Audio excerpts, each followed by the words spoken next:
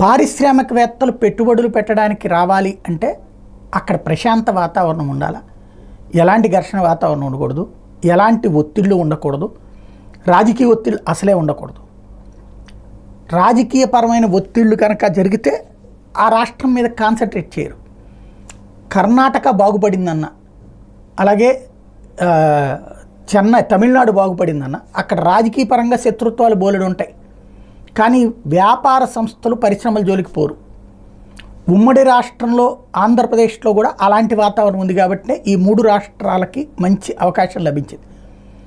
రాష్ట్ర విభజన సందర్భంలో ఆంధ్ర తెలంగాణ వివాదాలు రేగినటువంటి సందర్భంలో కొంత కన్ఫ్యూజన్ ఉంది ఇక్కడ పెట్టుబడుల విషయంలో.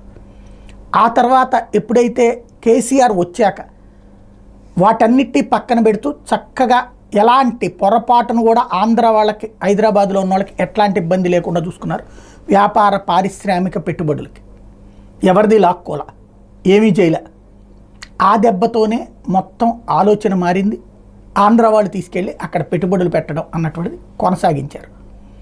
అలాగా ఎలాంటి అంటే రాష్ట్ర విభజన గందరగోళం తర్వాత కూడా కేసీఆర్ ఏ ఇబ్బంది లేకుండా అక్కడ చేసుకురాగలిగారు, సక్సెస్ అయింది. ఇప్పుడు ఆంధ్రప్రదేశ్లో అట్లాంటి పరిస్థితి విభజన తర్వాత వచ్చింది ఏంటయ్యా అంటే 2014-19లో లేదు, 19-24లో ఏముంది అంటే రెండు ఇష్యూస్. ఒకటి అమర్ రాజా బ్యాటరీస్కి సంబంధించి జరిగినటువంటి వ్యవహారం, పర్యావరణం పేరుతో వాళ్ళని ఇబ్బంది పెట్టే ప్రయత్నం. అట్లాగే మొదట కియా మీదకి వెళ్ళి ఆ అద్దం మీద గోరంట్ల మాధవ్ చేసినటువంటి తలతెక్క పని, ఈ రెండు పెద్ద దెబ్బతీసినాయి.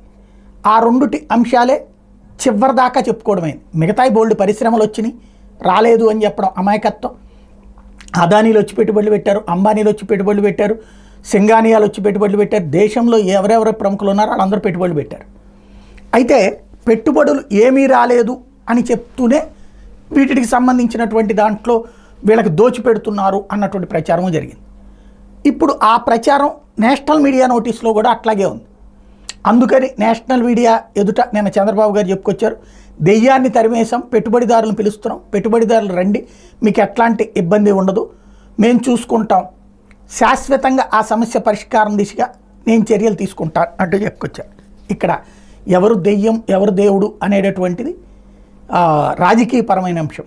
బట్ ఇప్పుడు కూడా కావాల్సింది ఏంటంటే పరిశ్రమ అనేటటువంటి దాని జోలికి బెంగాల్లో ఎందుకు పరిశ్రమలు ఉండవు అంటే కమ్యూనిస్టుల తలనొప్పి, కేరళలో ఎందుకు పరిశ్రమలు ఉండవు అంటే కమ్యూనిస్టుల తలనొప్పి, మనకి ఆంధ్రాలో రౌడీయిజం తలనొప్పి ఉండదు. ఒకప్పుడు కమ్యూనిస్టుల తలనొప్పి ఉండేది, ఇప్పుడు ఆ ప్రాబ్లం లేదు. చక్కటి సహజ వనరులు ఉన్నాయి, కానీ మీ ఫ్యాక్టరీలో నాకు ఇది కావాలి, ఏది లారీల సప్లై, లారీలకు సంబంధించింది నాకు కావాలి, లేకపోతే దాన్ని ఏమంటారు డిస్ట్రిబ్యూషన్ నాకు కావాలి, ఇట్లాంటిది ప్రెషర్ పెడితే వాళ్ళు వ్యాపారాలు చేయలేరు. ప్రభుత్వంగా వాళ్ళు పన్ను కడతారు, వాళ్ళకి కావాల్సింది భూమి ఇవ్వాలా, ఇతర వనరులు అన్నీ కూడా అందజేయాలి, తక్కువ ధరకు అందజేయాలి.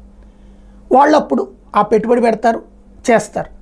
కానీ రాజకీయాల కోసం ఫ్యాక్టరీల జోలికి పోతే మాత్రం, కంపెనీల జోలికి, వ్యాపారాల జోలికి పోతే ఏ వ్యాపారస్తులు పెట్టుబడి పెట్టడు. ఈవెన్ మన వాళ్ళు ఇప్పటికే ఎందుకు, చిన్న ఎగ్జాంపుల్ సింపుల్, మన వాళ్ళందరూ బెంగళూరులోను చెన్నైలోను హైదరాబాదులో ఎందుకు పెట్టుబడి పెడుతున్నారు, ఇక్కడ ఎందుకు పెట్టట్లేదు?